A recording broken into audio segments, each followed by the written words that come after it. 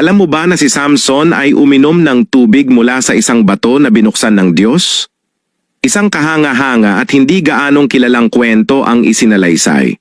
Si Samson, na binigyan ng kapangyarihan ng Espiritu ng Diyos, ay tinalo ang 1,000 na Filisteo gamit lamang ang panga ng isang asno, isang supernatural na tagumpay.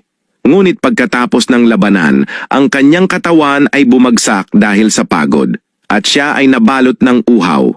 Sa takot sa kamatayan, siya ay sumigaw sa Panginoon, "Ngayon ay mamamatay ba ako sa uhaw pagkatapos nitong dakilang tagumpay na ibinigay mo sa akin?" Pagkatapos, nangyari ang hindi inaasahan. Agad na tumugon ang Diyos at nagbukas ng isang bato na naging dahilan upang bumulwak ang sariwang tubig. Uminom si Samson ng malalim upang mabuhay muli sa lakas at espiritu. Ang lugar na iyon ay tinawag na Enhakkore. Ibig sabihin ay bukal ng sumigaw. Ang kwentong ito ay nagpapaalala sa atin na ang Diyos ay hindi lamang nagbibigay sa atin ng kapangyarihan upang lumaban, kundi naririnig din ang mga daing ng kanyang mga pagod na lingkod kapag lubos itong mananalig sa kanya.